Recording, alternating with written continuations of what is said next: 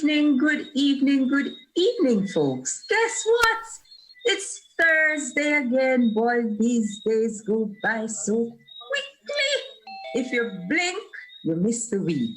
But it's Thursday again, I tell you. And here we are again. Some people jumping in through the window at the last minute, skating in through the back door. But guess what? We're in. So welcome, fellow suspects. Welcome, listeners and viewers everywhere. Thank you for joining us for this edition of Mek We Chat.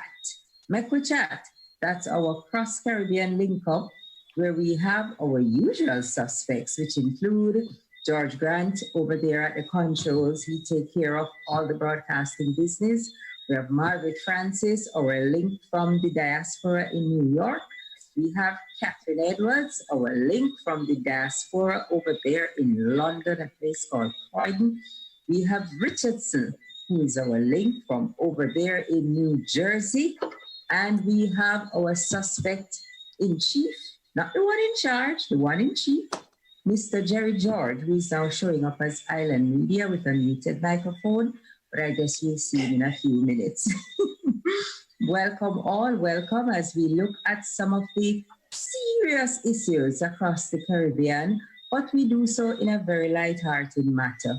That doesn't mean we take them as a joke. It just means that we cannot take ourselves too seriously, or else we are going to end up at the doctor with prescriptions for high blood pressure and other non-communicable diseases, and we don't want to go there. So we keep the discussion serious, but we keep them lighthearted. That's what we do here on Mek We Chat.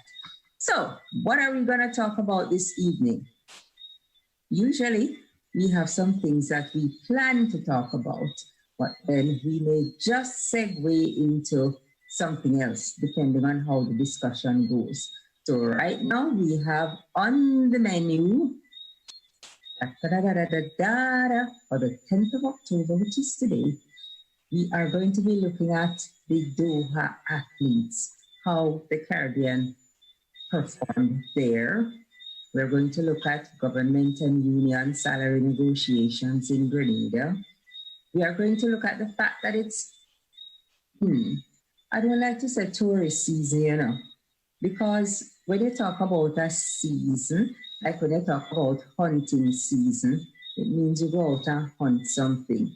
And every time I say tourist season, it's like we're going out and hunting the tourists. You know, it's such a bad way to say it. It's vacation time again for a lot of people around the world, and they head to the Caribbean. We want to take a peek at what we're doing here to welcome them. And also on the menu, we want to look at LIAT. We can't stop looking at LIAT, you know, and that doesn't mean we're always looking in the sky because LIAT not always up there. But we want to look at Antigua's pivot on purchasing LIAT. And here we have Athie joining us. Welcome, Athie. That is our suspect from Dominica. And, you know, Athie is just a very special person. So welcome, Athie. Welcome, everyone. I've done some initial introductions. I've talked about what's on the menu. So I am turning over to Suspect in Chief. You can take over and lead the discussions from here. I think we want to start with Doha, Suspect in Chief. Are you ready for us, sir? Or are you fiddling with your equipment? I think he's fiddling with his equipment. Yeah. Don't know what's going on with that one. Yeah, don't know at all. But yeah, but he seems to be losing his touch now. How many weeks has that been happening? I mean, I tell you, and up to now, I mean, I wonder if he's in government. He's behaving like them people in government, you know? Exactly. I mean, CPL down to its final. And how many years ago, these ministers in Grenada promised us lights in national stadium so that we can get CPL games. Another CPL come and go, none. The latest we hear was that some minister was supposed to fly on a plane to go and look on the lights to make sure it's the correct lights. Yes, Margaret, you missed that one. I don't know if if they're still on the plane, or if the plane don't come back yet, or if it don't take off yet. But we still don't have no lights. Oh no! So we still cannot play any cricket at night in the stadium.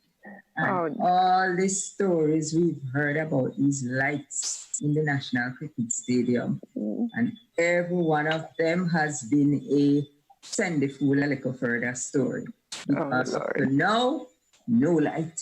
No light. It never ends. It never ends. Never ends. 2 to 3 years ago, the then sports minister, we have the money, we have the contractor, we have everything.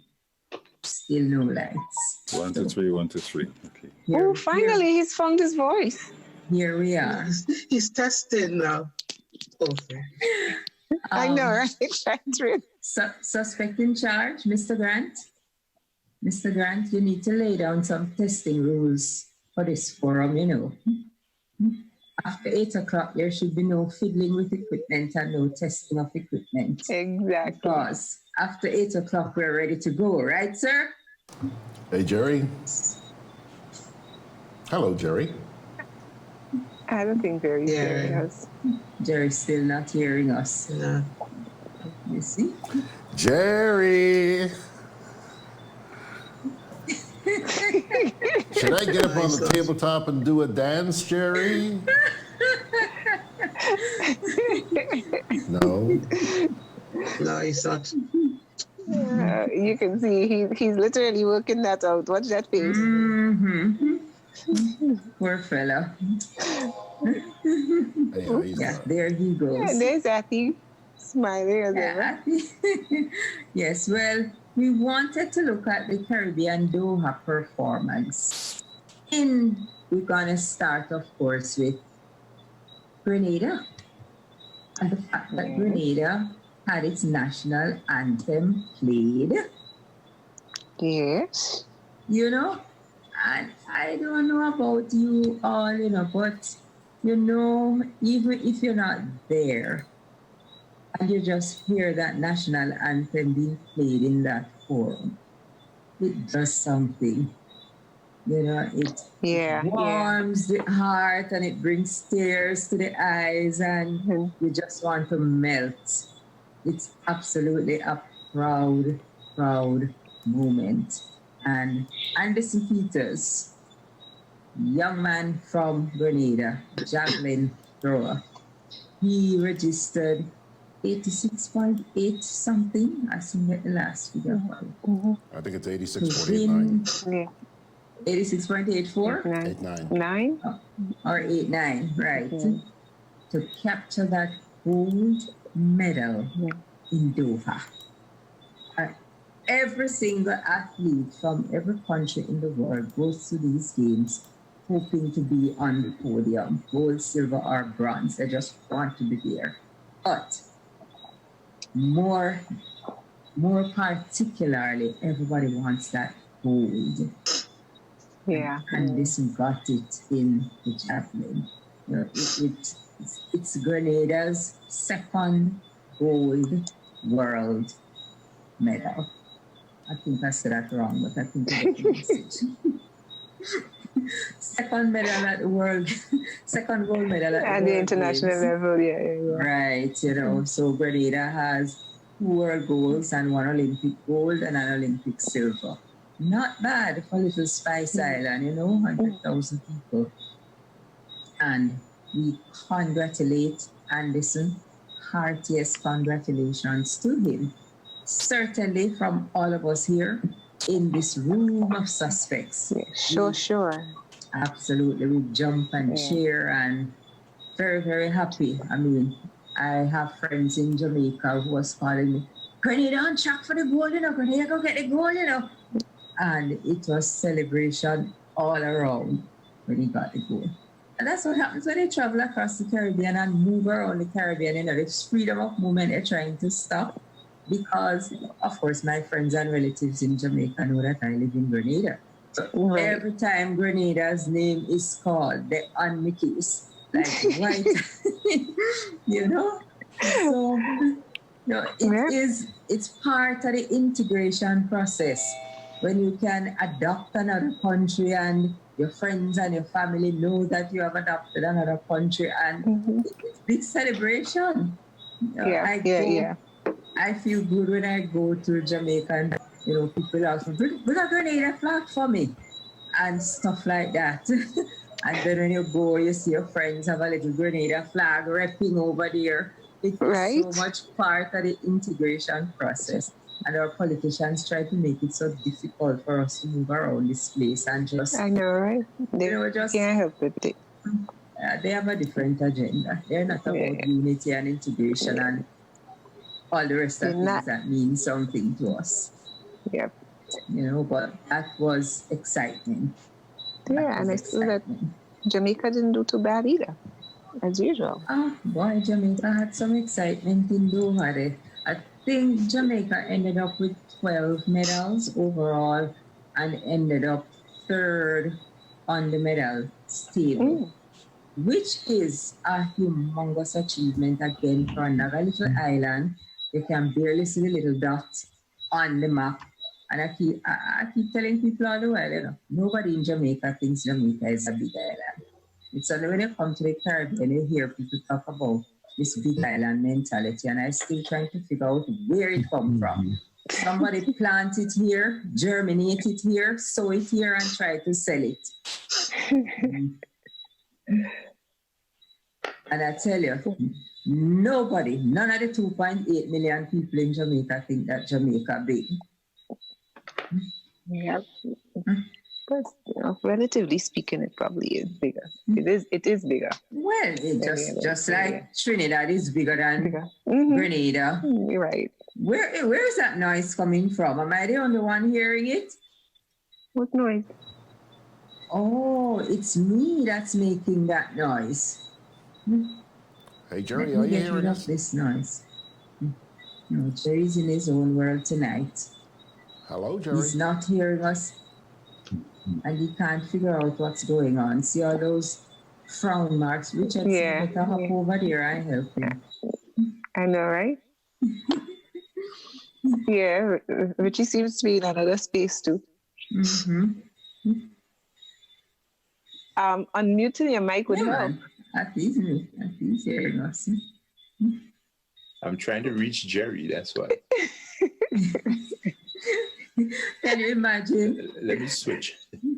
Can you imagine the two techies? I know, right? I know.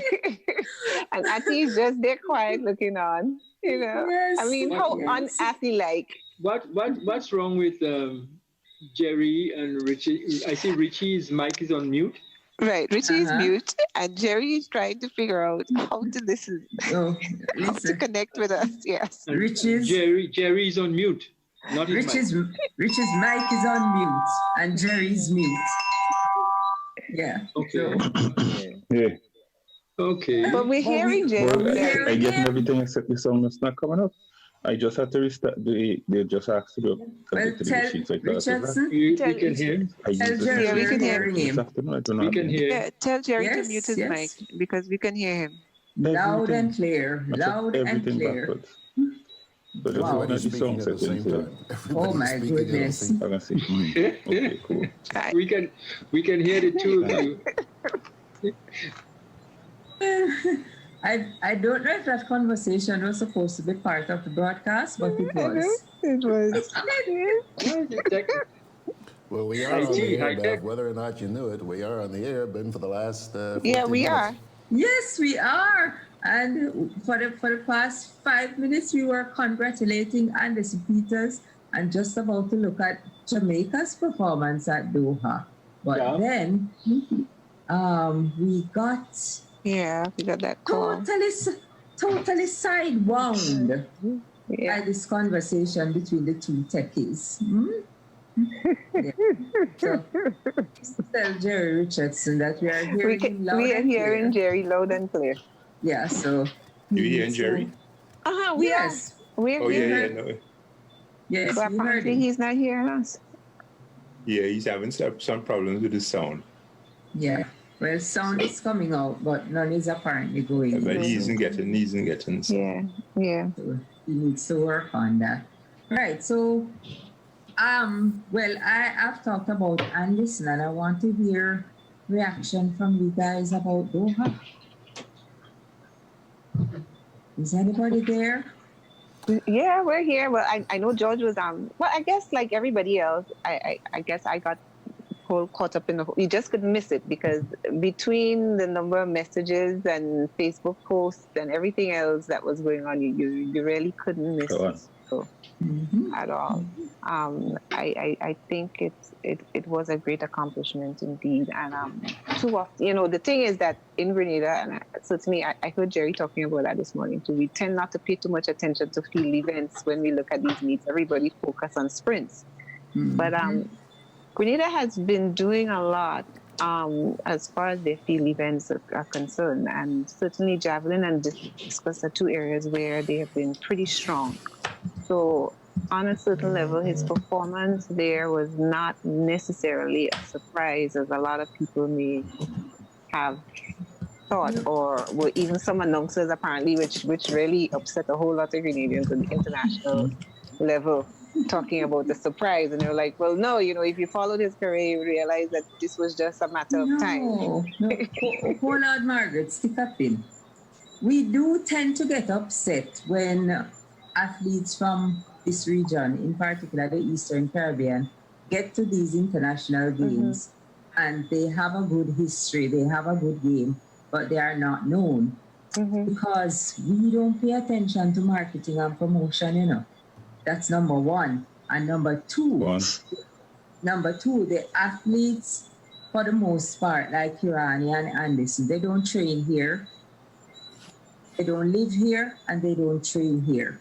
So that marketing and promotion, which is supposed to be behind them, the hype, that's one thing with Jamaica's whole athletics program. There's a lot of hype behind it. Before the games, you could see the people who do the food doing their promotions around the athletes. You could see those who do what was the other area that was heavily promoted? The sponsorship, the different companies, because you have a lot of Jamaican companies that get behind the athletes, and a whole lot of promotion and hype and their achievements, and everything was out there. Nobody is going to have Anderson's statistics except somebody gives it to them, or when he gets there and he starts doing well, and then you go on the internet and try to find something about him, and the information there is limited because he doesn't have a marketing and promotion team behind him. So when people are getting upset, we should be upset with ourselves for missing the opportunity. Yeah, because because I follow Michael a lot, I kind of like clue into who to pay attention to at times, Exactly. Right. So that is the reason, because if my memory serves me correctly, Anderson, I believe, still has the character record, which he set when character was held in Grenada around 2014. Anderson broke the record, so he has the character record, and that was not even one of the high points up there because they probably don't even have that information. So we have to be upset with ourselves. It's for Anderson to have a team who is going to ensure that that information gets to the producers at the game so that the commentators have it, and it's there for them to make a big thing about. I know that in Kirani's race, although we're all disappointed Kirani didn't get a medal, but we're very happy to see that he's back in competition because he's had a couple of rough years with illness and with the passing of his mother. So we know, and illness, I can tell anybody, takes a mental and emotional toll on you that you couldn't even imagine. So it's good to see him back, very good. He ran his heats well, but it was a very tough final. He managed to finish 5th. There is no shame in that, but I know he would have loved to have gotten a medal, and we all would. And the commentators had him down as one of the medal prospects, His name was there among the 3.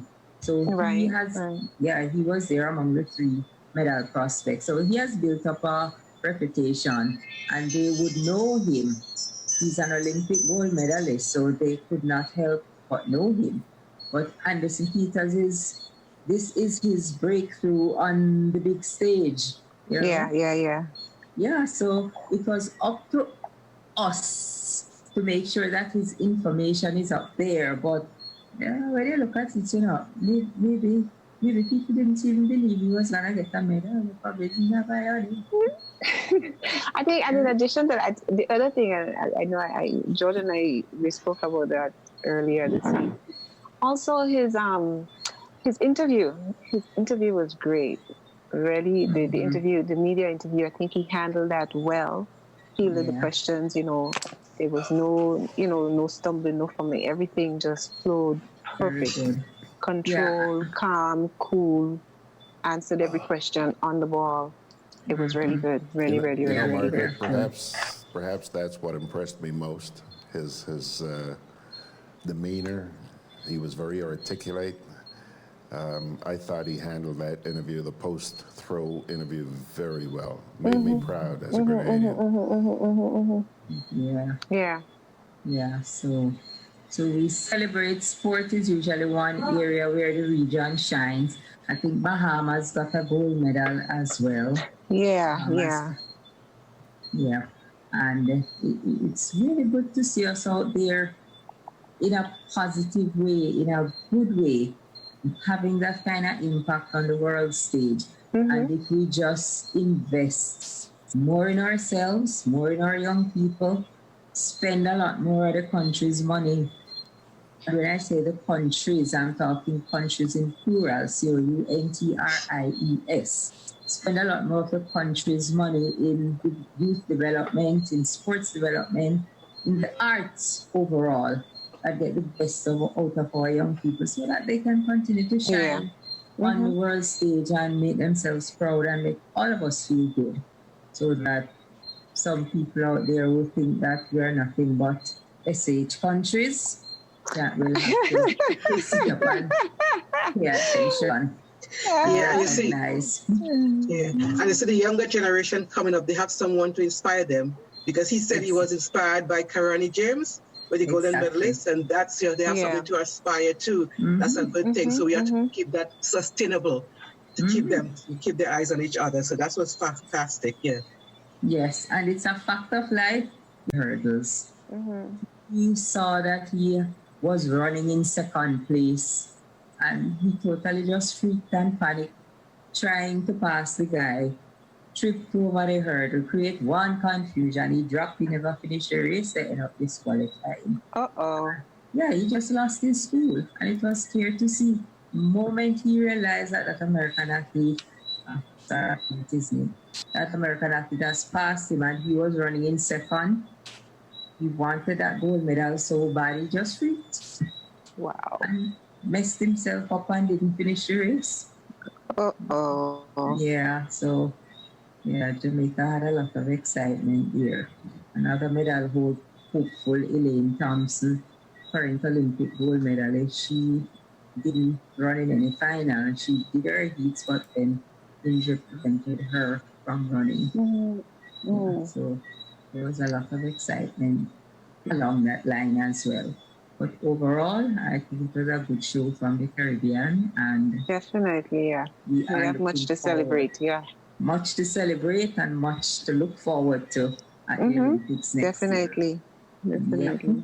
And that is our good news. It is such a pity we can't just talk about good news. Oh gosh, Athie, what's going on in Dominica? See, man. George That's my introduction. Bad news? No, because, and here we are going with it. I have something to say about sports. I'm not as excited and elated and overjoyed as you appear to be. While I recognize the achievements of our athletes and our musicians and whatnot. But I'm not sure, and you hinted at it, I'm not sure that our own people, I was just listening to a sports show. The most popular sports show in Dominica comes on just before 8. It's from 6 to 8. And not once was Doha Mission. Wow. And these are the very, very eloquent and very informed sports commentators. One of them is a retired magistrate. One of them is a retired opener for West Indies.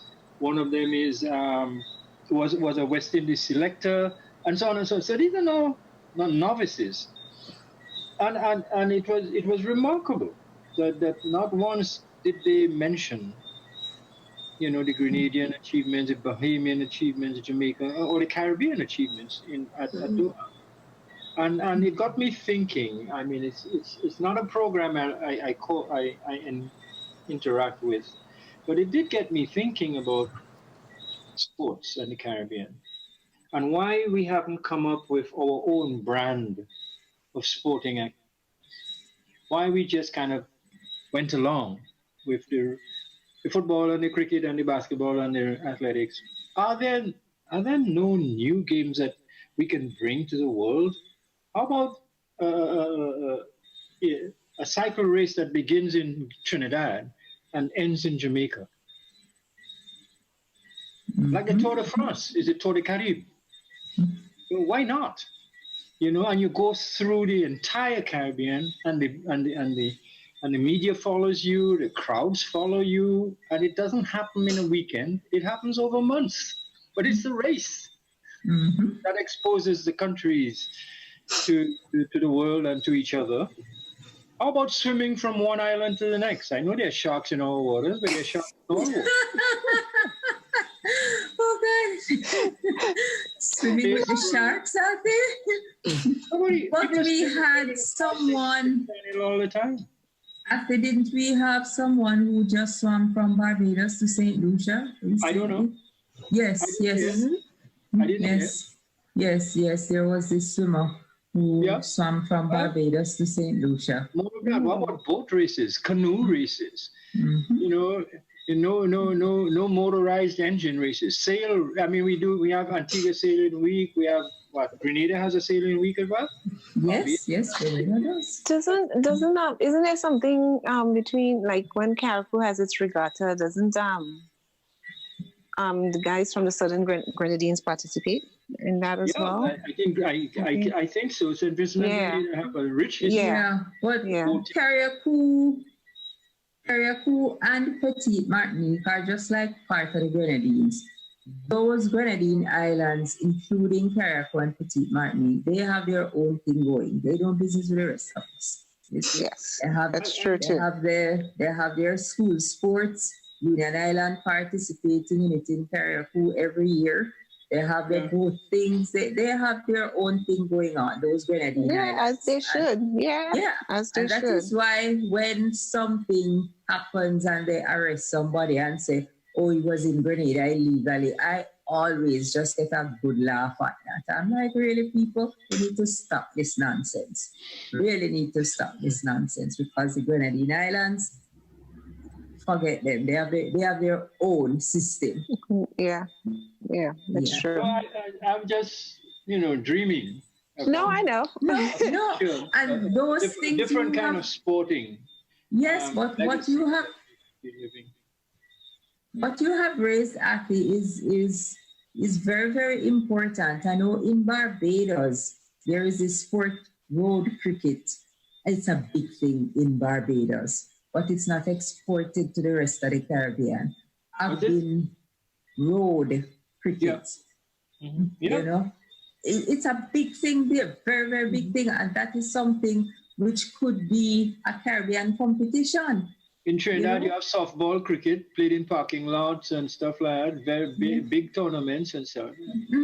And in Brazil, they have this game called Poc-ta-Poc, which is handed down from the indigenous tribes.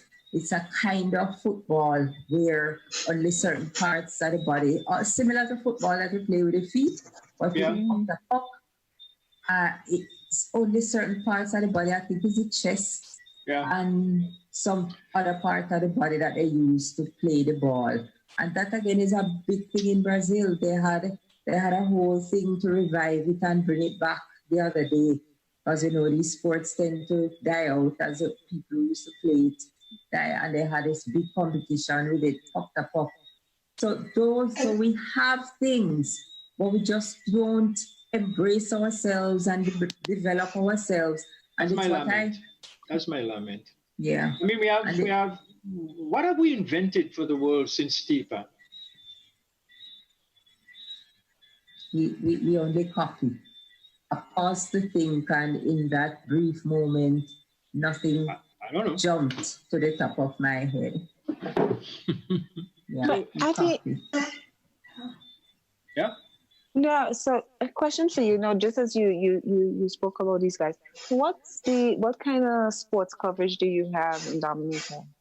Very little. We have a sports segment of the news sometimes, and then we have there are 2 dedicated sports programs on 2 different radio stations.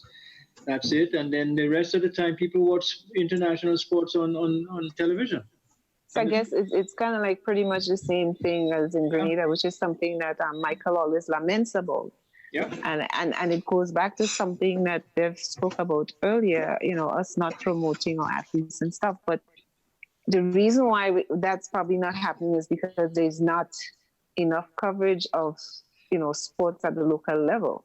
And the sports programs in many schools have been terminated. Right. Now that have no sports programs. And there are primary schools that have no sports teachers. So they have no. Coming to think of it, I think we have to go back to what Bev said. Most of these athletes live in North America. And the thing is, we not promote our guys who are home. They're home, but the guys who get a chance is the ones who come here. They train. They have all the technology here, and then they return and blow out everybody on the field, on the track. Yeah. I trained. No, go ahead. When I was at in undergraduate, a lot of the Jamaican guys were training over in Brooklyn. Yeah. So I understand that. And like Atto, look, Atto is now back in America living. Well, what I'm saying is, the glory days of, for instance, West Indies cricket started in the schools of the Caribbean. So, I just we need to kind of try to connect international achievement with local preparation. Well, and the thing with Peters, just to go back to say, is that his training and to bring him to where he was actually done in Grenada by a local Grenadian coach. That's where it started. You probably polish off here, but in terms of his groundwork and his early performances was done in Grenada with limited resources with a local coach. So it's kind of sad that, that too many people don't know about him until now. But then again, it goes back to a problem that you have. Nobody speaks about that. Nobody covers sports anymore. When I was in high school, Grenada was always strong in athletics. They used to, like when we had these inter-island games, Grenada, by and large, always won the athletics medal, most of the medals. Dominica was very strong in cricket. St. Vincent was very strong in football. So these 3 islands of the 4 windwards kind of dominated. And St. Lucia, every now and again, eased into either football or cricket. But there was no doubt about it. You had the best sprinters, the best middle distance runners, and the best long distance runners, and jumpers, and so on and so on. We didn't know why, but that was the case. We had the best cricketers, and St. Vincent had the best footballers by and large. Well, I'd probably say to that because you had strong sports programs at the school levels, which is one of the things that you spoke about. I remember certainly from my primary school days and certainly from high school as well. They were strong athletic programs, and there were other sporting programs. Netball was big, volleyball was big. There were a number of things that we did. Then you also had all these village competitions and stuff running as well. So, But there's but something else. no, and then we also had PE. PE was That's also right. a part of the thing. But I don't know if that's still around. Well, in the high schools, remember we had houses. You belong Yes, to a house. that's true. Right? Yes. St. Anne or St. George or whatever it is. It was Catholic schools. And then you carried that over. When you graduated, you became a member of a club, a sports club, which did football, cricket, athletics. And then, which was then television came. Yeah. And television brought in competition to the local sports. So basketball became king. Everybody wanted to be basketball. And here comes Rachel, someone who works with young people in sports. But she comes when we're wrapping up on sports to take our break and come back. Oh, no. But as we talk, but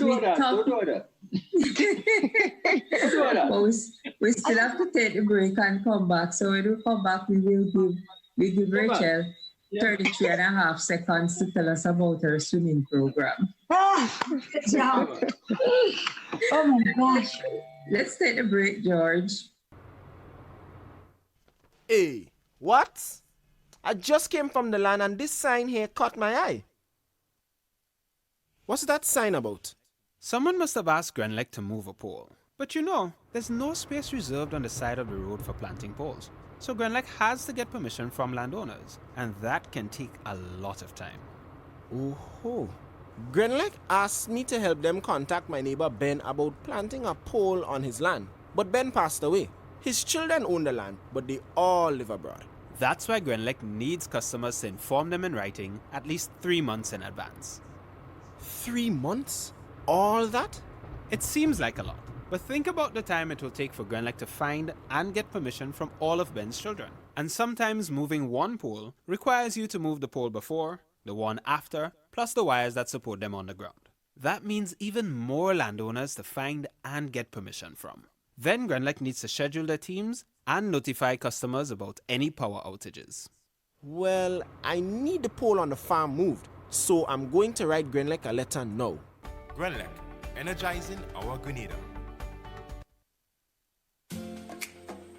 Juve chocolates, cocoa nibs, and cocoa balls from Diamond Estate Grenada are now available at Amazon.com, Amazon.ca, Amazon.co.uk, and GrenadaMarket.com. Try the sensational touch of nutmeg and a touch of ginger chocolates, 75% dark and rich, 100% pure cocoa, and their 60% dark and sweet chocolate bars today. Amazon Prime members enjoy free shipping on these orders in the USA, Canada, and Europe. GrenadaMarket.com. When you can't come to the island, the products of the island will come to you.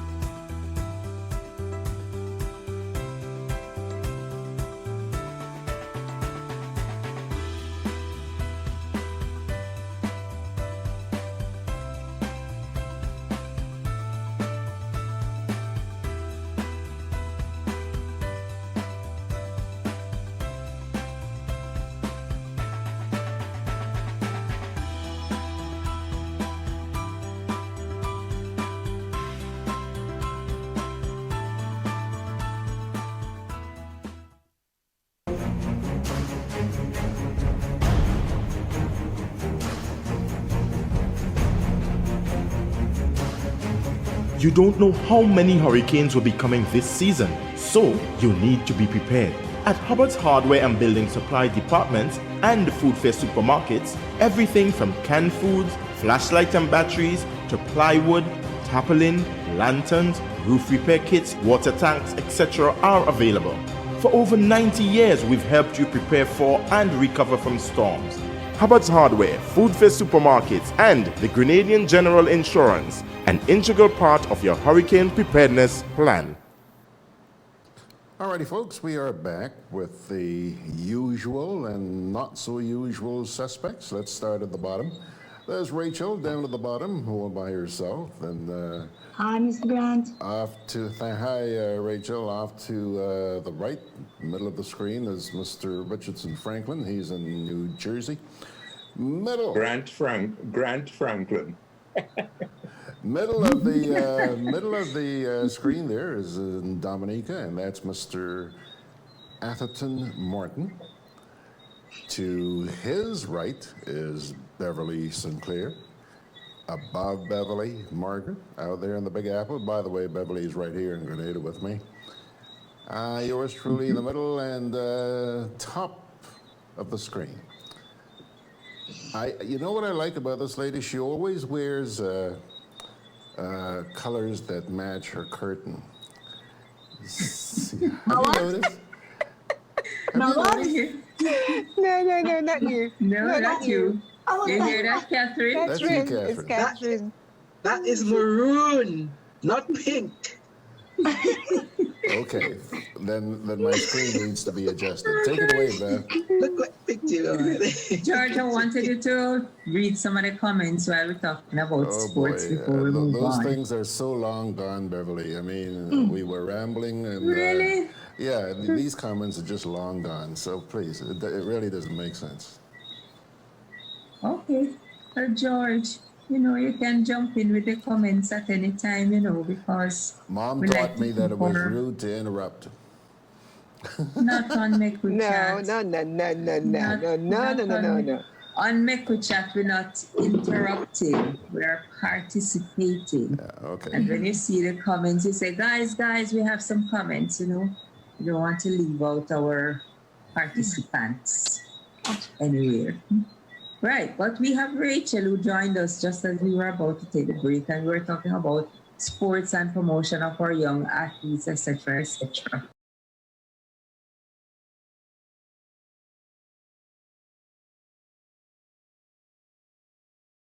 Sir, you teach them to swim? And run too. Swim, run, all things, jump. Right, so she helps to develop youngsters into those disciplines, so at least they can know if they have an interest in it and they want to continue in it as they get older. But Rachel, can you maybe tell us of one or two of your youngsters who you would have seen up through and have embraced the sport and have done well in it? Good job.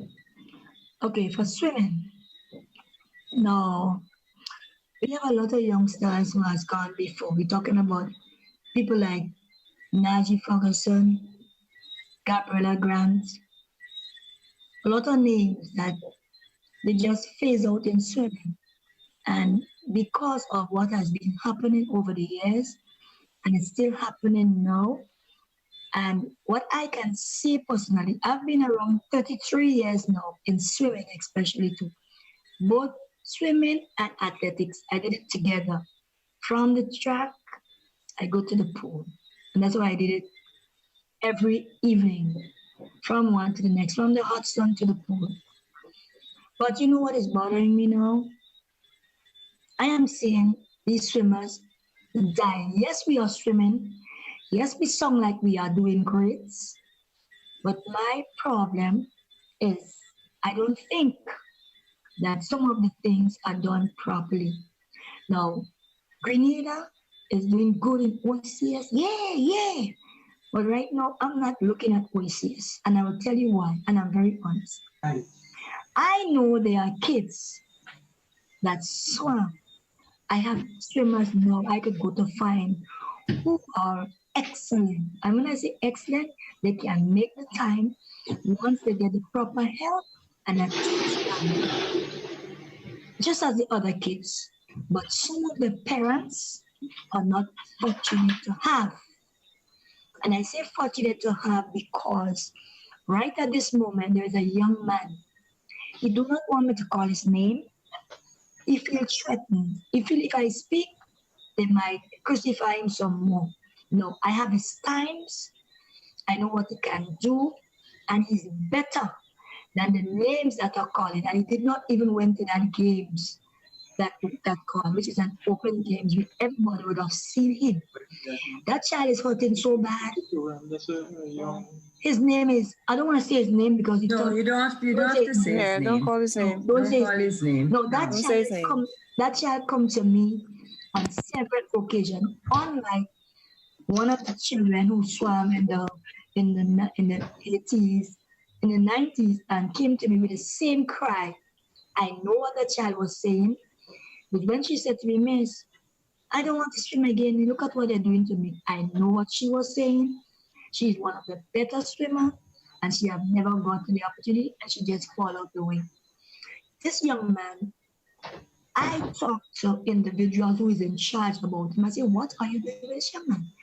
He did not even get an Olympic scholarship like the others. He is from Edmonton. His mother can't afford it. Helps him until they kill him. And then what he did, he went and applied for himself and got help from someone in England. And he come to me for advice. No, I said, listen to me carefully. You do it. Think about what you want to do. And you do it. I know when people see you, they will grab you. So you do it. Don't be bothered. I try to mentor him right now. That child is hurt. That child is broken. That child is disturbed. He don't even know what to do. Because every time he's used for OAC, I said, I don't study OAC and I don't know what is personal best time. 1 or 2 seconds more than my real time. I don't really see that. But what we need to do here in Grenada, we need to sit down. The authorities who are in charge need to sit down and say, let's talk to the older heads or the people who was there and see what is going on. And let's see how we can better it. Let's see how we can make the youngsters feel happy and take the advice of the little, what's the word? That little maid in the house who you think don't know anything and is saying to you, this is what is happening. And she's seen it, but you, because you're there, you are not seeing what is happening. Like when they told me, man, go dip to get clean. The little maid said, Master, if you tell you go in the nice one, you will have gone. They tell you go in the Jordan one, go there because that's where your cleansing are. So you see, these are the things. That young man, right now, I said to him, you can come to my pool, I will help you, but I know the people will see you. And his time is so excellent, but we don't see that times here, so we don't know where it is. But his times are very excellent, better than the people who are sent. And I'm very honest, as I said this with no kind of a feeling, all I'm saying, let's help. And they can challenge me, I have it, I can tell them. Anyone can challenge me. I love challenges. And swimming is one of the non-traditional areas, you would say, because you have some people who do very well in swimming. Even though we all live in water right here in the Caribbean, most of us don't know how to swim. When youngsters are interested in swimming, we absolutely need to encourage that and get the whole family to go and learn to swim, not just the one who is interested in swimming as a sport. Question for you, Rachel. I'm trying to understand. What exactly is holding this kid back? Okay, let me tell you what is holding him back. Oh gosh. No, I know how to speak. I'm not scared. No, listen. No, I will chat back and you will understand. You know, I deal with some of the kids from Carrefour Petit Martinique, okay? Now, I came with some kids here. They swim in the sea, mind you, right? And when I bring them to the pool, they transition so well, right? Now, we have problems with the flip turns and the turn for the back because we don't have the wall. We swim in the sea. Sometimes they do it on me, but what happened? I had a 13-year-old in 2010, is it 10 or 9? But one of those times, this young man came here and won in the trials for OECS. I was asked, could you send somebody else because he cannot flip turn? I said no. I will teach him to flip turn, and by the time the trials is in September and OECS is in November, and that young man could flip turn by November, right? Now, Whatever happened, then we had a technical meet as usual, and his date never came up. Then I had another one, and what I'm telling you, I didn't throw on my papers. It's sitting in my room on my shelf. It's there for proof. It's there. Now I had another one I took from Sautez, right here. He came to me and he said, "Miss, I want to go for CS this year." I said, "Are you sure?" I said, "Are you ready to do the work?" I worked with that young man from 6 in the evening to 9 in the night because I couldn't get space at the pool. It had no space for us, only in the evening. So I made the sacrifice. When my husband told me, take my bed and bring it to the pool, because sometimes I reach home at 10 o'clock. So what I did, I worked with these children, good kids. I worked with them, and he made it. But he couldn't flip turn just the same. He beat a young man who was swimming, who always swims. I wasn't shocked because I worked with him. Nobody knows, but on that day, he won. So he did well. I worked with him one night time and he flipped. And when I took him to the trials, oh yes, he did it. I said, I know he can do it. He can do it. And he did. This one went. He went because he's from Sautez, and his parents had a restaurant in Sautez. And then after that meet, he didn't swim with me again. He was swimming with somebody else. That was okay. I'm glad that he made it. So what is holding that down? I wanted him to get that Olympic scholarship, which will help him, which will have assisted him well. But now he went to college and finished now, so he wouldn't get it anymore because he's gone through the system. So, and that's another thing, I think Athie probably briefly passed over it when he spoke. But, well, Rachel mentioned it a little bit more. It costs to participate in sport, and the cost is usually on the parent. And the cost is usually on the parent, gears, uniform, etc., travel. It shouldn't be, because in each of our islands, we have something called an Olympic committee. That's right. Mm-hmm. And the Olympic committee of our respective islands, has access to vast amounts of resources, but they only touch like the edges of those resources, including training opportunities, all the way up to the doctoral level in sports. It is an IOC, International Olympic Committee, university in Athens, Greece. That's right. To which all members of the Olympic family can get full scholarships through their Olympic committee. I found this out only when I went there with the president of our Olympic committee. And sometimes, and the thing is, so there's no need for schools or clubs or parents to have to shoulder the entire burden. Okay, let me tell you something. You say Olympic Committee, and I like to say that. Now, let me explain. Now, I've been around some big gundies from young, 33 years now. So I was in the foot from athletics. And I want to tell you something in athletics. I was a runner, right? I was in high school. The others was in convent. Others was in Grenada, right? I was a runner. My problem with running, I admit I made some blunders. Because of my probably religious belief and trying to be so serious, I used to run with a skirt over my clothes, right? A little skirt. But I was really good. So what happened one day, my coach put me down and speak to me, say that win is a lot. And if you take your clothes off, I know you can be the girl. So I did it. That year I was shining. I was really shining. And I did it, and I shocked everybody. And I was this kind of person, I trained on my own. I had no coach. One old man that was down the right used to help me, but I coached myself. I sit on the hills, on the beach, and do my thing. I had a mind because I see what I'm not wrong. So I tell myself, if I'm going to win, I come good, I got to come and play, so they got to put me in. I did that. I had a strong mind from young. What happened? My name went up, and let me tell you, I have friends everywhere, so I got the information inside that you're not going to Karefka. That broke me. And I say, why? They say you're going around with the skirt still. A certain individual said that. And I was carrying him from that time until he retired. When he retired, I went and speak to him. I said to him, could I speak to you? And I told him, I said, you know something, I forgive you. I was carrying you because of what you did to me. I said, you don't have to explain, I know.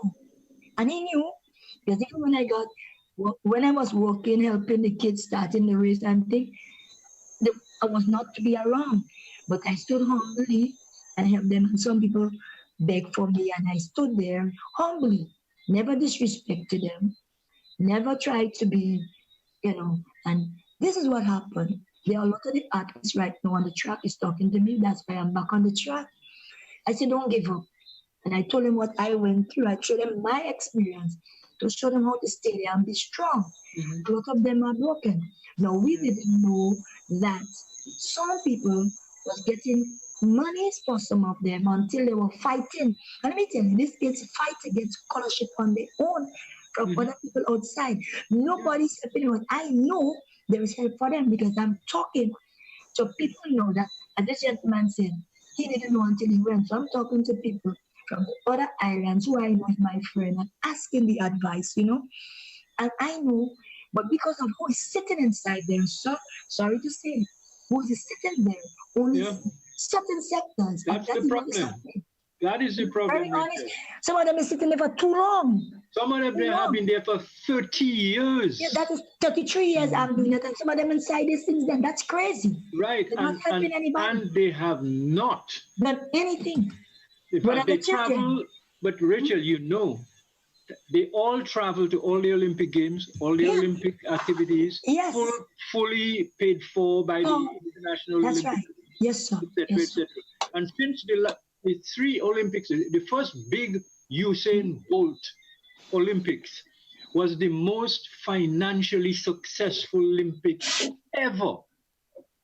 And from that year on, there has been a surplus of money available from the IOC to the National Olympic Committees, and they have been aggressively pushing them to spend the money, and they have not. Conveniently to spend it, used on them. And it just spent on them, and that is a big problem throughout our region. Yeah, right, wrong, right. Right. This business of sending our athletes to America and so on, we don't have to do that. No, we can mind them and help them. Of athletic training. Yes. Anyhow, let's leave it. But I'm glad you know about it. I know. I just look at them and laugh. When they tell me, we have to buy a ticket to go and we will give you back if you raise funds. You could sell barbecue and sell food for a team to go to OECS in 1 month. That's no crazy. need for you to do that. Then you don't do that. IOC will pay for that. Yes, I know that. But when you think, what we do, we used to have to buy the ticket before and then they will give us back the money if they make it. Oh, come on. That's right. My friend in St. Vincent told me so, and ladies, one day. Yeah. They don't have a pool as yet.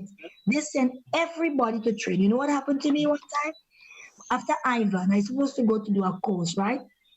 I went to the place you called. They told me bring my passport, bring that and that. I was right over in New York to go over to a state in New York, and they did not know where I was. My husband was in Grenada after Ivan. He was right here. They knew where I was living. They said they couldn't find me.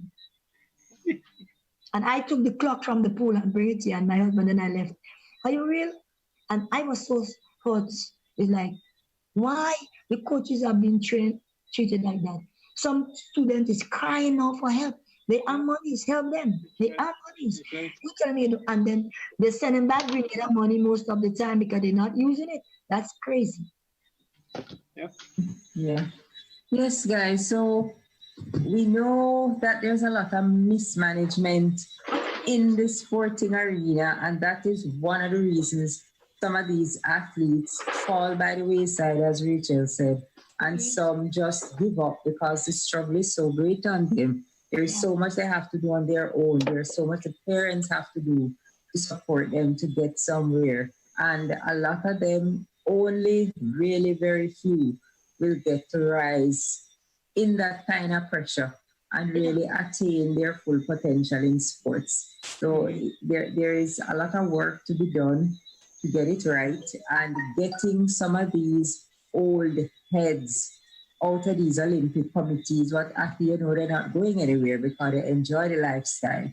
Yeah, So enjoy the lifestyle. they enjoy the lifestyle. So listen to an incongruous situation, which speaks to Rachel's challenge. Dominica had one athlete, I believe, going to Doha. There were 7 officials who traveled with that one athlete. What? Yes, it's a lot. 5-star. What? 5-star. Of course. 7 officials for one athlete. But Athie, that's the problem throughout the region. It's not just in sports, in everything. You have, as you say, one athlete and all of these officials.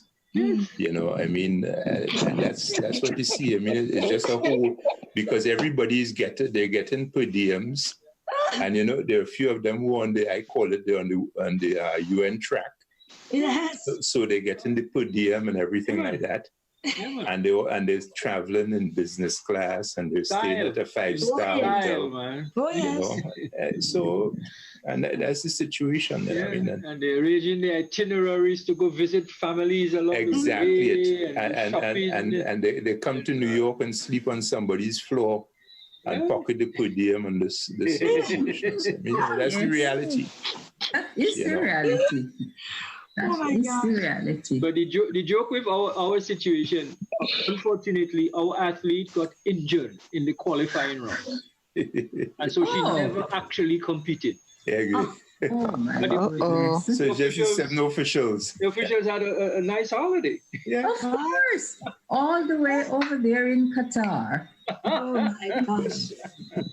But they're all still going for their vacation. Yeah. You know, they're not going there to as Rachel was saying, you know, there are all of these funds they could be looking for and this kind of stuff. They're not there for that. No. You know, they're not there for that. Mm-hmm. Because if you form the right alliances and such, you end up doing pretty well your association. Of course. Absolutely. So, but we continue. Yes. And while we speak of those, I would say, unevenly tiered associations, I saw a young man from Dominica offloading a box. George is the one who sent me this, you see? Emptying a box of groceries to demonstrate what $200 can buy in Dominica. I think Athie did that video.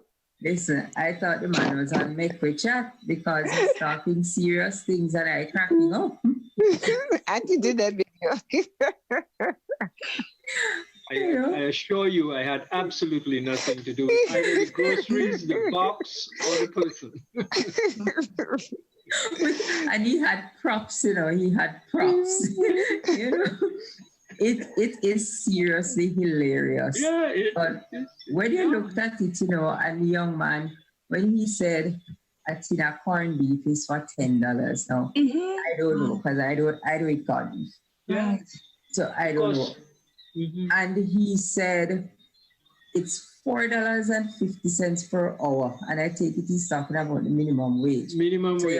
So you have to work 3 hours before you can buy a tin of corned beef in Dominica. You know? That's right. And then we have our prime ministers who, I don't know if they eat corned beef. And I'm not just talking about your prime minister here, Athie, because what this young man is saying is not just a Dominica thing. No, it's speaking to... It's a wider Caribbean thing. Because when you look at the wages that people are paid, and when you look at the cost of groceries, we're not even going to other things yet. Let's stick to food because everyone has to eat. And our government has systematically and callously and stupidly destroyed agriculture across the region. Oh, yes. There is not St. Lucia is probably the island doing the best with agriculture right now. But we're not feeding ourselves, you know? We don't feed ourselves. Our food comes in refrigerated containers from China and Thailand and only God knows where else. All kind of stuff coming in refrigerated containers, and we have sun, soil, and rain wasting because nobody wants to do the work. So when I see this young man with this basket of this box of groceries, and Athie. You're wondering how we survive, right? But I look at it and I'm like, no. And he picks it up, 2 cans of mackerel, like $7 for a can of mackerel. You have to work an hour. You have to work 2 hours to buy a can of mackerel, Yep. And that's the kind of reality this young man brought to the fore in his video. Yeah. That's why I tell you, he could have been on Mek We Chat because it was a serious issue. But the way he brought it across, you couldn't miss the message, But at the same time, I cracked him up, I'm laughing. But I'm getting the message. You got the message. Yeah. Mm-hmm. Bev, just let me add something here. There's a note from John. He says, and Grenada is putting up the VAT by 2% soon. In the booming economy, right?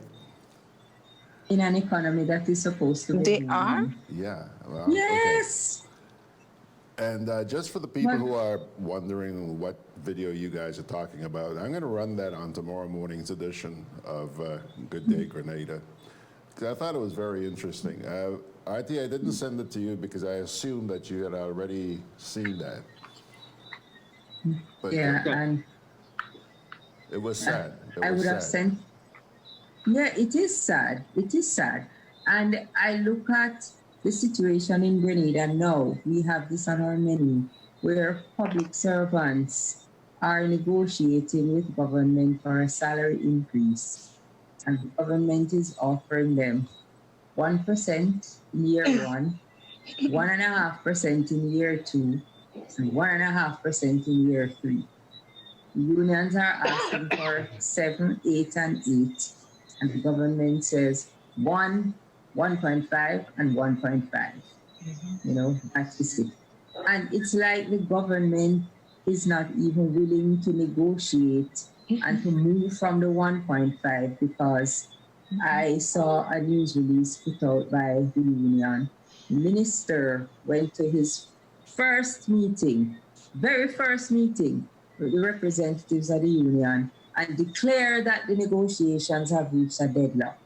Nothing is negotiated, first meeting. Well, the first meeting with him, they had 2 meetings previously with a different chairman, but the minister now takes over as chairman of the government negotiating team. And in his first meeting with the group, without discussing, without negotiating, he declared deadlock. So where does this leave the people who are working, who have not had an increase because of the structural adjustment program? Public workers could not have had an increase anywhere from when was structural adjustment, 17, 16, 15 or somewhere there. They could not have had any salary increases during that time because of the structural adjustment program. Now, under the structural adjustment program, the income tax threshold was lowered to $3,000 from $5,000. So you have a 2-tiered income tax threshold in Grenada where people earning up to from $3,000 to $4,999 pay one rate, and then from $5,000 and above you pay a different rate. I think $5,000 above is 30%, and 3 to 5, let's say 3 to 5 for ease, would pay a different percentage, a lower percentage. So you find that someone who is earning, and there are not many of these in Grenada, Someone who may be earning above 5%, you're paying 2 tiers on your earnings. And those who are earning 3,000 and above, you have to pay your income tax. So under the structural adjustment program, you had to start paying an income tax. And for those who were public servants, you lost that income. You were not able to take it home anymore to pay your bills, or you have to pay a tax bill for the government. And now that the structural adjustment program is over, the government has reported that collections are way above what was projected. You know, we hear how very well the country is doing, the economy is doing. And the public servants sit down now to negotiate to say, okay, time to look at us now and give us an increase. We've been out here eating grass for many years. And the minister comes to the third negotiating meeting, which was his first, and says it's 1.5, and 1.5. Deadlock. And gone about his business. Gone about his business. John here says, in Grenada, the NIS is going up 1%, the VAT's going up 2%, and the government's offering 1%. Yes, you know, and those are realities that public servants and other people working have to face. And somehow, when I look at the news release put out by the government team, and I'm like, what are these people talking about? Because they have put out a laundry list of things that they can't do if the public servants get anything more than the 1%, 1.5%. And the laundry list of things that they cannot do include things like debushing, housing program, you know, all the freebies that they hand out to people are claiming that they can't do if they give the public servants more money. And I'm telling you, I'm really, really flabbergasted by the government's response. But you know, Bev, that's why we really have to be a bit more prudent and judicious in how we hand out congratulations and pat ourselves on the back. Like either in the sports thing, as we were talking before, or in tourism. People are patting themselves on the back. Tourism is doing well. Look at the arrivals, look at the stayovers, look at the spend. But you know, if you begin to dismantle and disaggregate those figures and try and you will understand that a lot of that money is just kind of like an aircraft flying over the island. You know, maybe dropping a few particles, but not much. And then you'll also understand something about which we can do something, which is, I mean, every individual who comes and stays over at one of our hotels in the Caribbean is eating, let's say, 5 or 10 pounds a day of something in terms of weight, of fruit and food and vegetables of one kind or another. So if you have 1,000 people times 10, that's 10,000 pounds per day. That's a lot of food. Because the Caribbean, it plays host to millions of people. Where does that food come from? How come we still have not figured out that food still comes from farms? And that a lot of our people, know how to farm. And then investing in tourism as an industry, we really need to reinvest. We need to upgrade. We need to modernize. We need to technologize. We need to make it more attractive, just as we made manufacturing or tourism attractive. So, but that not being done, even with new hotels being built, like we just had a 160-room hotel built from the sale of passports. Guess what? That hotel is going to be importing container loads of fresh agricultural produce, including fresh organic produce, and Athie, which is also going here. The irony of it is that we ship out hundreds of young men everywhere who work in farm labor programs in Canada. Yeah, in Canada and wherever, yeah. And some places in the US. So we ship them out to work on farms, but they can't work on farms in the Caribbean. But, the thing is, Bev, I mean, it's not rocket science what has to be done to modernize agriculture and to make it attractive. There are living, breathing examples of modern technology-driven farming all over the world. Not just organics, not just naturals, even tree crops, even in the ways of handling crops, mechanizing crops, so that in fact you get more efficiency, you get more output, people have more leisure time to spend the money that they're earning and so forth. That's not being even dreamed about at CARICOM or the OECS. They're satisfied. Bananas and agriculture, over. We're done with that. That's a has-been. So they will import food. You go to the supermarkets in our islands, I dare you to find something in a supermarket in New York or Boston or London that you cannot find in the Caribbean. Exactly. You will find every item. But when you find it up there, it doesn't have a label that says Grenada or Dominica. No. It has a label that says Thailand or India or Egypt. Yeah, but Bev, like that. But Bev, the only reason for that is because it's actually cheaper to get it from Thailand to the United States than it is to get it from Grenada to the United States, believe it or not. Because one, you're talking about volume, economies of scale, and there's no way. I mean, we being small island states, we have a serious challenge. Yes, and that's part of the problem. And people, if you own a grocery here, Bev, and you gonna see soursop coming from Indonesia and sapodillas coming from Indonesia at a price that you say, hey, sorry Grenada, sorry St. Vincent, but I have to take it from Indonesia. Yeah, but you know that problem has not been confronted head on. We confronted it somewhat in the banana industry. We realized we didn't have the volume to command, a competitive pricing and competitive shipping and competitive marketing. So that was why the products from the Four Windwards was consolidated. We did it, and it worked for us up to a point. We didn't optimize the benefit from it because there are other things that we could have and should have done with bananas.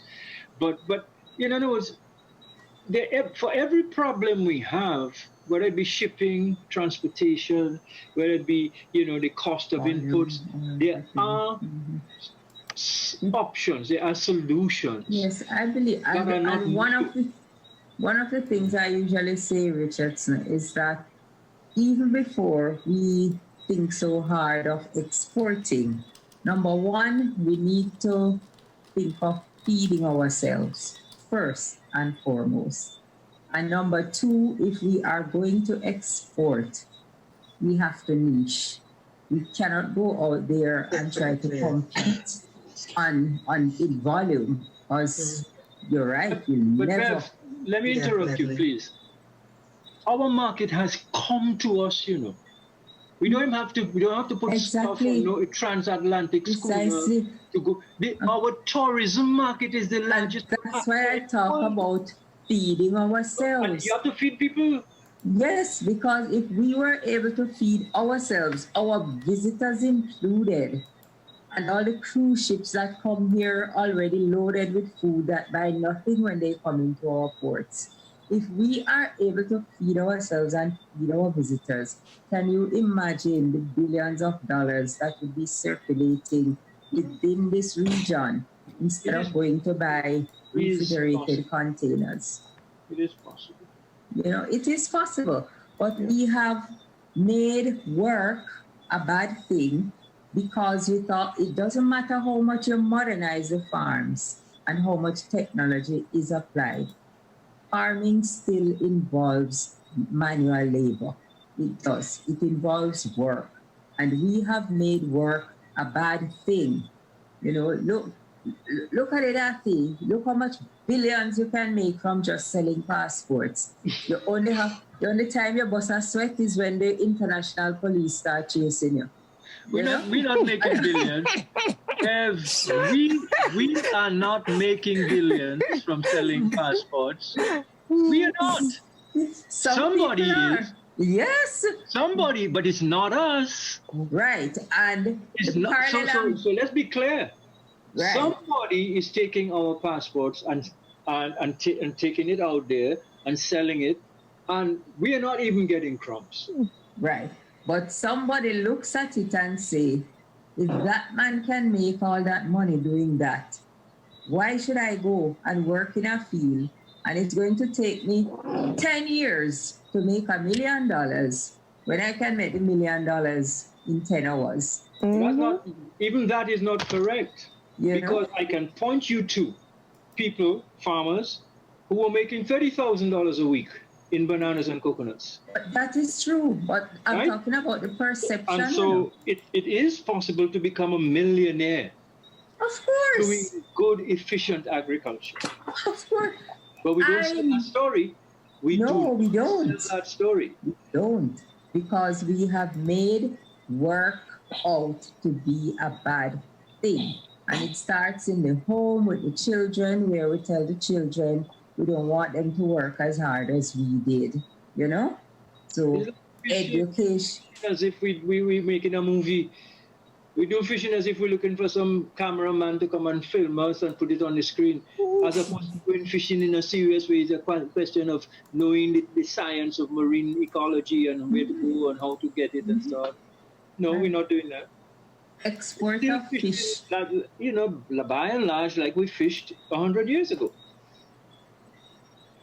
And it's funny because export of fish is one of the largest foreign exchange earners in Grenada. Export. There you go.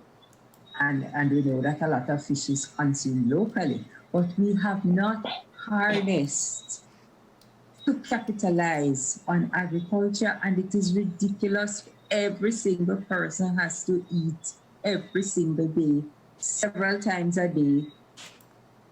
And Are we healthier by eating somebody else's food? Are we healthier today than we were 50 years ago? What's the state of diabetes, hypertension, and so forth, in our populations today? I can tell you that when you look at photographs from the days of old, and you may look at some group shots or crowd shots from people in the 1920s and 30s, market scenes and even party scenes and all of those, you do not see overweight people. And we're talking about Black people. I'm not even talking about other races. I'm talking about our people. You don't see a lot of not a lot, you don't see overweight people in those photographs. Everybody looking fit and trim. But this is not the concept. We don't have that as a concept of health, In the Caribbean, when you're getting fat, they praise you. Thank you. That things are going good because thank you, T. Thank you, Catherine. You don't see that as healthy. Yeah. You're fat and look good. Yep. And when you're slim, they say, boy, look for her. What's wrong with you? Yes. No. I mean, that's true. I've had that said to me many times. Come back to Grenada from the US. What happened? You seen trouble in America? Or what? Are you slim? Are you?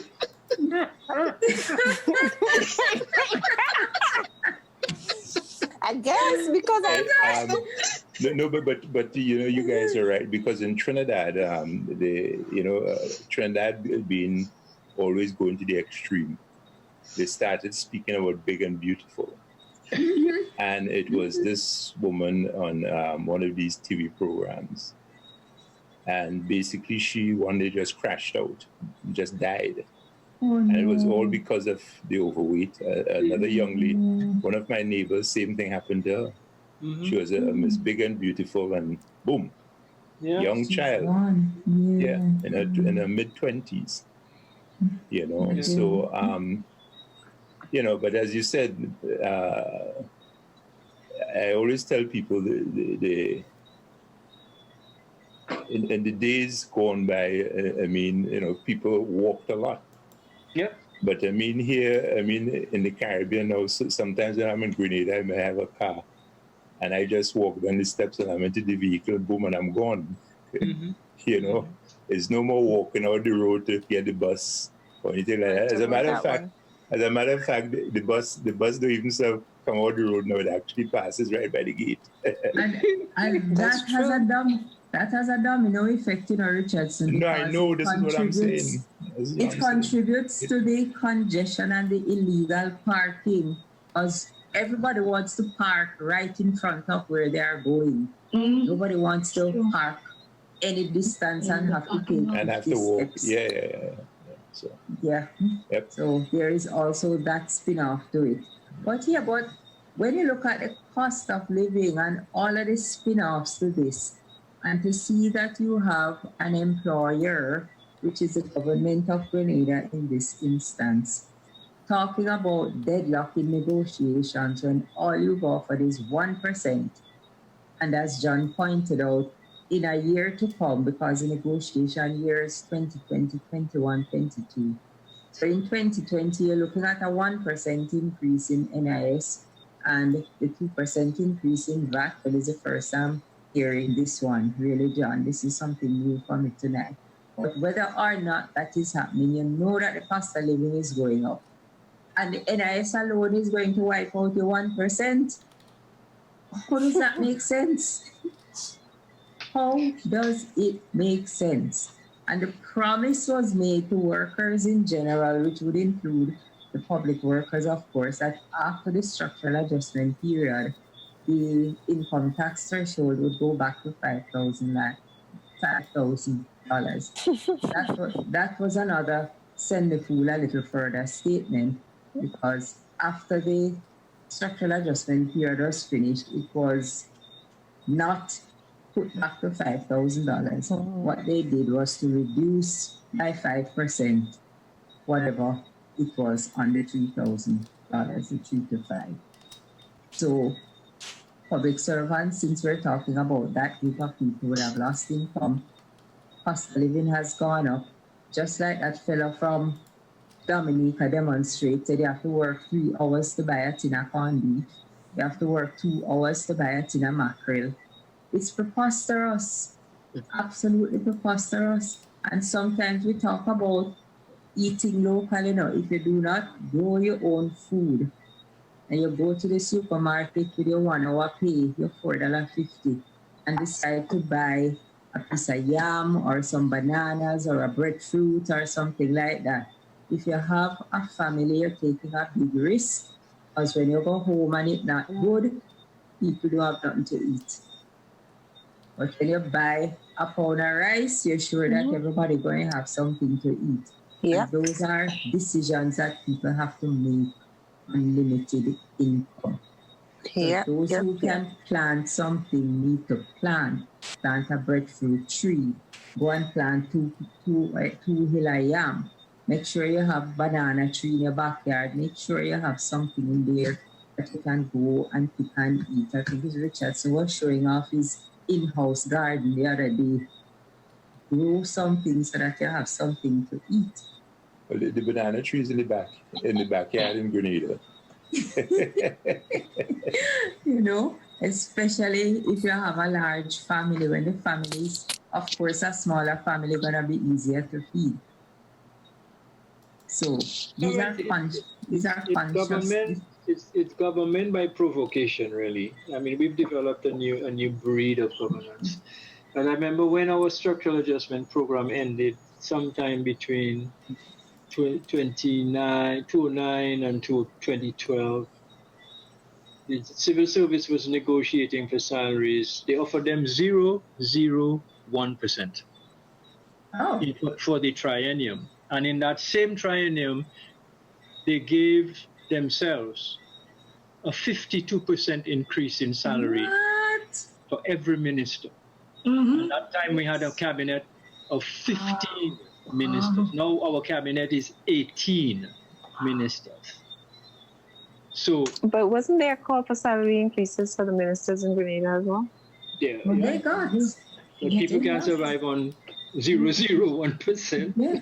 And those inflation alone takes care of that. But 0% is not an increase. As a matter of fact, that is a reduction on your salary. But of course. So, and people who are not paying taxes before ended up paying taxes because the VAT catches everybody. Because VAT is on goods and services. So people who never made enough money to pay tax ended up paying tax and they never realized it. And for a few years, the VAT became the largest source of revenue for the government. Of course, it was rapidly replaced by the sale of Beverley's favorite product. Buy one, get one free. I heard they had to return over 100 to St. Kitts the other day. Reports of people moving through the Dominican Republic, with some SKN passports, and the passports were promptly repatriated to the land of their birth. And I need to follow up that story to see what is happening with it. But this selling a passport thing is just, it's either we're gonna properly manage it or we're gonna keep going the way we're going till it just busts. That is all. And it's already bursting at the seams. Yeah. So the writing is on the wall. We just have to make up our minds what we're doing with it. It's amazing that other countries can have citizenship programs that are run well, that work well, but we just have to find the worst way to do it. Fine. But that makes me ask you, Bev, and ask us, are we following what's happening in all these countries in the world where people are not making it? From Honduras to Brazil to Hong Kong, where people are saying, we want a life, we want a better life, all over the world. And people are, and having exhausted the normal official channels for bringing their concerns to the ruling group, the people have taken to the streets all over the world. Even in the United Kingdom, etc. And so, I mean, France, what does that say to us in the Caribbean? It says we in the Caribbean just very happy. We don't have nothing to protest. We have enough contented. We don't want, we have enough Roman soca. Roman soca. Yes, we don't want nothing else. But George, let's take another break, and this is probably going to be our final break. I think we missed a break. George, please forgive us, but we'll take this one. This is going to be our final break. When we come back, in our part of the world, we need to be prepared for natural disasters like storms and hurricanes, even outside of the season.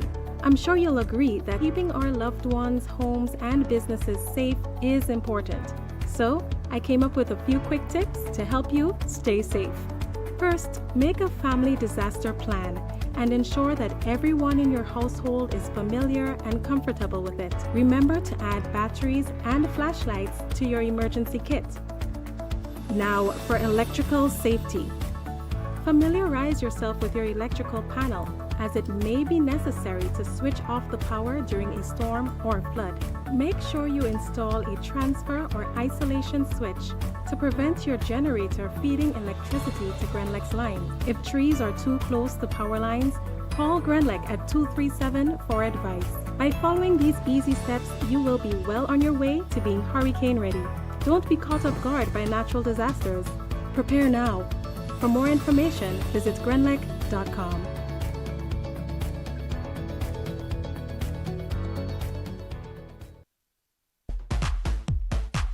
I'm always on the move. Training, traveling, competing.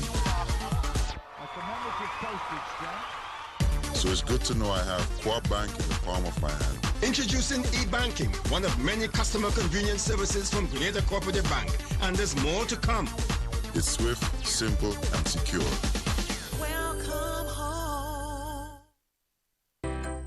Can I have a chicken lunch, please? Large. Real nice today. Mm-mm. I don't want that. But you just asked for a chicken lunch. I don't have problem with the lunch. Afraid the container. What is the problem with it? These styrofoam containers, they don't good for the environment. They shorten with life. What foolishness you telling me?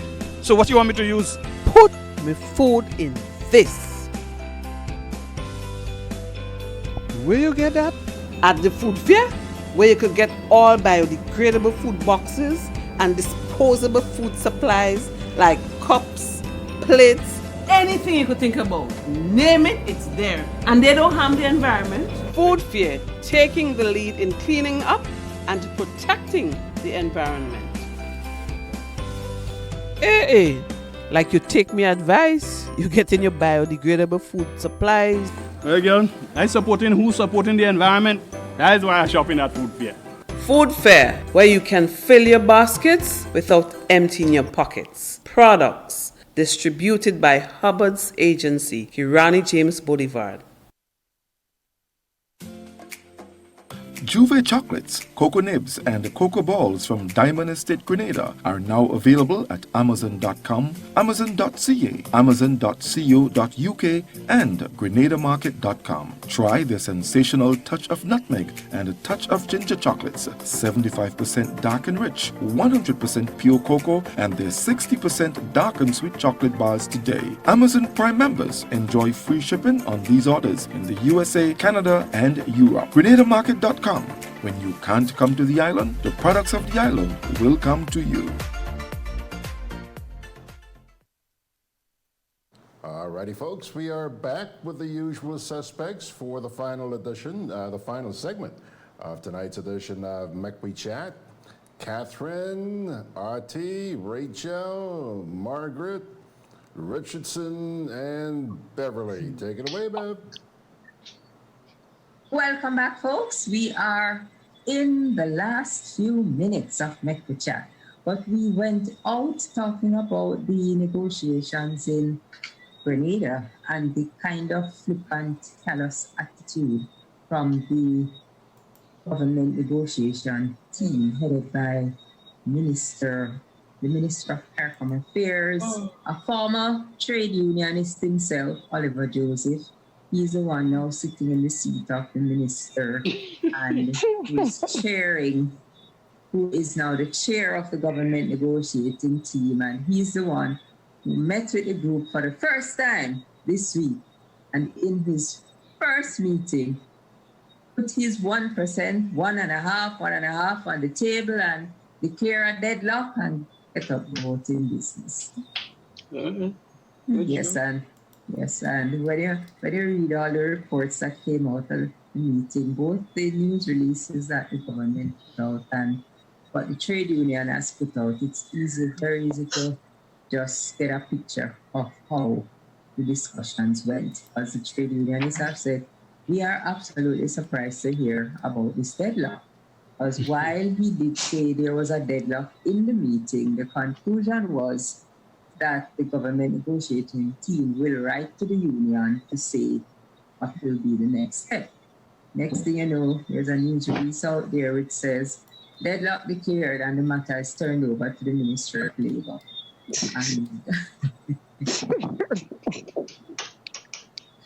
It's a smart inside. I ain't taking that. Show that on exactly the so. Exactly so. Ministers are look here. So, not me. Not me and this, I not negotiate it, make somebody else deal with it. Exactly. I thought.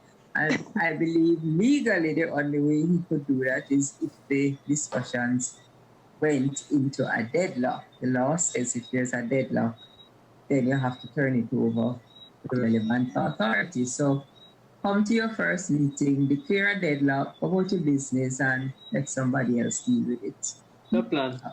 Yeah, that's the plan. So despite the fact that the economy is booming as we were looking at it, the economy is not booming for middle and lower class families. Because regardless of whether you like it or not, the society is divided in that way. You have the lower class, you have those on welfare, you have lower class, you have those barely above the poverty line, you have the middle class, you have the upper class, and you have the super elites.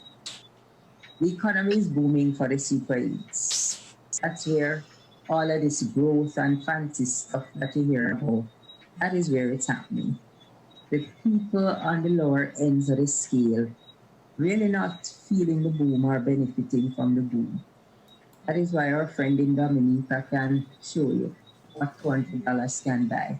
Because these are the real people who face the real problems day by day, sending the children to school, having to juggle the bills, decide which one to pay. You go and pay for the electricity when it's soon cut off. You pay for the water when it's soon cut off. You're just living on the edge, just skirting. So the lower level in society usually thrive on agriculture. And that's another stigma attached to agriculture. Because there used to be wealthy people in agriculture, but when agriculture died, that wealth died as well. And the spin-off from agriculture was that industry took care of a lot of families, people with their small farms, people with their bigger farms, and it helped in two ways. You earn income and you save money because you have food to eat. And anybody can look at their income and see that maybe 50% of it is spent on food. Depending on the size of your family, you could easily spend half of your income on food. And with that, we're talking about the grocery in the shop, the lunch you eat every day when you go to work, and all of those money you spend on food. But that economy is not there anymore. And when the rural people do not have money to support the middle class, the small business class, the people with a little store, the dressmaker, well, don't bother talk about shoemaker. That business dead long time. You don't see people repairing shoes and doing that kind of business anymore. You know? They still do it in this country. Oh, that's great. That's in this country. I mean, in Grenada, yeah. The shoemakers that you see now, yeah, let me rephrase that and say it another way. The shoemakers that you see these days, they mainly just put tips on shoes and will refasten a strap if a strap pulls out of a shoe. But back in the day, shoemakers used to make shoes. Put them out, and when you get a pair of shoes from a shoemaker to wear to school, that shoe is well built. You can't mash it up. You know? But that kind. Because the material that was used in those days was genuine, so it could tolerate a repair. The material that's used nowadays, this material comes from China and wherever. You can't put a needle in that. The moment you pierce it just tears. Glue and try to stick it back. You know, but you know, I grew up knowing that every towards the end of the summer, before you go back to school, you get your shoes together, you take them to the shoemaker, shoe repairer, and they half sole or whole sole. And when you get that shoe back, that shoe is good as new. Brand and you put a shoe for next year until your foot grows too big for the shoe, and you pass it down. Pass it down to the younger sibling. The next pair of shoes. Exactly. So those kinds of trades and really, actually, there's nothing wrong with that because the society evolves, trade evolves, things change. Something right about that.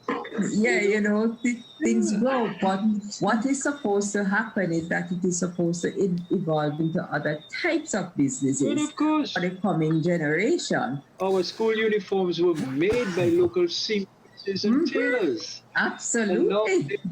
They're bought in a store. You don't even know where the bloody thing comes from. How many children have no idea who makes it. Sacrificed to make the shirts that you're wearing. And I mean, it's a different world. I agree. It's a different world. But we keep forgetting that we had the capacity We demonstrated the capacity to feed, house, and clothe ourselves. We did that. Right. Maybe not, the kind of houses that people see in magazines, and then people went wild. And then they flattened their roofs instead of the A-frame roofs, which withstood all the hurricanes. They put flat roofs. The little wind came and just took it away.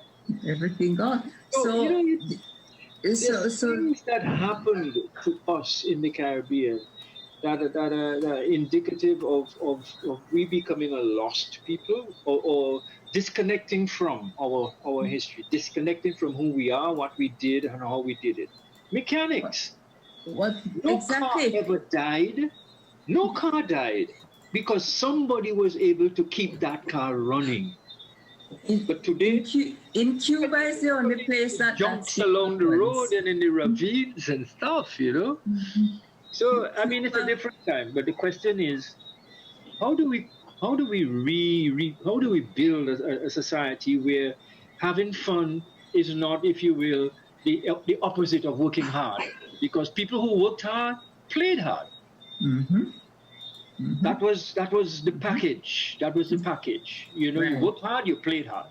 And you went to the shop and in the store, you had money in your pocket, you were able to make drinks for your partners or buy this and buy that. That is not so common these days. Right. That is not so common. Because the super elites have killed the middle class. So those who are at the lower class, they have nothing to aspire to. And then those at the lower class now become beggars and live on handouts from the super elites. You know who most of the beggars on our streets in Roseau are? They're high school graduates. And that is so sad. Never got a job. I've never worked. Yeah. They went to high school, they completed high school, and the society had nothing left for them, nothing for them. And these are the same young people who, when they are going to school, they are told by parents, by society, you go and get your education so you don't have to work hard. So the concept of working hard is foreign to these young people, and they become beggars. They become beggars. I think one of the reasons is that, as Athie said, the world has evolved, things has changed. But one thing that hasn't changed in us, if things out there changed, you see, internally, things hasn't changed. Because things have changed for 20 years, but we're back in the same mindset 20 years backward. We're not kind of developing our mindset to adapt or be compatible to what is going on externally, the changes. We haven't been developed to the changes as ourselves. We remain the same way. And then the politician knows that, people in the power knows that, so they keep you there. They don't do anything to empower you individually so you can actually adapt to what is going on and benefit from it. Yes? Yeah, Catherine, I think you're onto something. And the problem is that we're not recognizing the fact that our young people are not being trained for the 21st century, and that is the reality. No, I mean, and you don't, in today's environment, you don't technically need government to train you for the 21st century, right? You can do that yourself. I mean, and at relatively low costs. So, a decision has to be made. How do we move towards getting the young folks ready for the 21st century? And the 21st century, to be competitive, you have to be able to add value to technology. And I don't say you have to be everybody has to be a programmer. There are doctors, for example, who, because of their high school education, remember that, look, so-and-so is a good programmer, let me go find them to do something for me. And that person may write an app or develop something. Like, for example, there's this new advertisement. You see a guy taking 2 fingers and putting it on 2 pads, connected to his cell phone and actually doing a cardiograph. right? There was a doctor who developed that system, as far as I can remember, right? And that's the thing we have to do. I mean, and you could be in any sector. Once you understand or have some exposure to how technology works and how you can add value to it, it's not to become a user of technology. Don't just be somebody who uses Word. You want to go behind the Word and say, okay, well, let me program it. Or, you know, learn to write a program, whether it's C or Python or whatever it is. But you have to be able to add value. I would caution, though, that we must make it clear that technology doesn't come in shiny packages, right? For example, I mean, I can still go to farms in Dominica and throughout the region nowadays, where people who really wouldn't even know how to turn a computer on, they can look at a hillside and know exactly how to do counter farming on that hillside and go ahead and do it. And Athie, you hitting the nail on the head there again, as you say, contour. Because that's one of the problems we have in the Caribbean. I mean, you remember I was asking you about vetiver the other day. Yeah. You know, and but the best contour farmers can barely read and write. But yeah, you know, I agree. No, but there are certain slices. But what I'm saying is, as Bev was saying, is that there are certain classes who are just basically left behind. You know, so somewhere along the continuum, you must find, you know, a good arrangement. No, a good arrangement to get them there, yeah. You know, I mean, and I agree that with the contour farming and everything like that.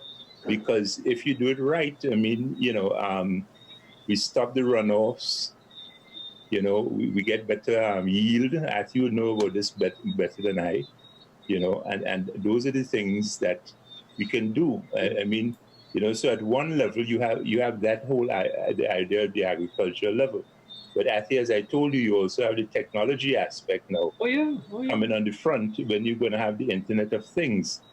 When you're going to have a little device out in your backyard and it's going to send you a note saying, hey, Athie, you know, you up in the corner there, behind cottage number 7, you need to add some water to the soil or something like that. You know, but that's where we're going. So you know, there's a room for a blend between, as you say, you know, the labor environment. As I was saying, behind the labor environment, and also the technology. Yeah. You know, so you bring those two together, and then you know you could have a happy medium. Yep.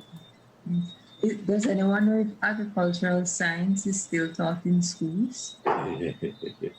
Is that still a subject, or? It's rare. It's rare. Most schools had an agricultural science teacher, and they had a program, and it was a visible program because it resulted in gardens and livestock and whatnot. So you could actually go to the school and see. Nowadays, no. I know of probably 1 or 2 primary schools that still have a fairly serious agricultural science program. Yeah. And and these people are in rural agricultural communities. Yes. You know, because you know, as you say that, you know, I look at Vietnam, right? And Vietnam, these guys are now developing strains of rice that are more conducive to being grown in Vietnam, and you know, have a higher yield and all sort of stuff. Of course. And then then you come to the Caribbean. If I may finish, please. And then you come to the Caribbean, and you have something like, where's carry something, the agricultural at UE. Cardi. Right. And what have they done for agriculture in the region? You know, and that's the problem I have. You use the wrong preposition. What have they done to agriculture? Sorry, I stand corrected. Just another organization which is properly funded, and those who occupy the positions enjoy the lifestyle. They don't care about agriculture. Are you saying death by organizations? I like that. I shall borrow it. So any industry you want to kill, just form an organization to run it. Margaret was saying something. No, that's okay. Okay. Yeah, so we have, and Cardi is just one. You have other where is Zika? You know, where are all these international organizations that are set up to look after and ensure that agriculture doesn't lose its place? They have a set of people flying around eating canned foods that they don't know where it comes from, genetically modified foods, having the meetings and talking, and nothing is happening on the ground. Nothing.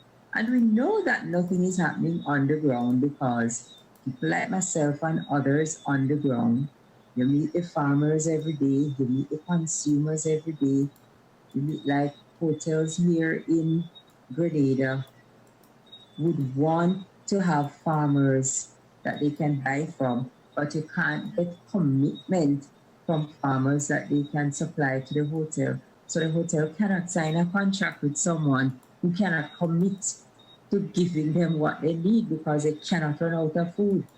And they cannot sit down and wait and say, oh, if you don't have it, I'm going to go down the street. They just can't operate that way. So opportunities are out there. Everybody has to eat every day. There is nothing people in the world want except some food that is good. At the end of the day, people want food and they want good food.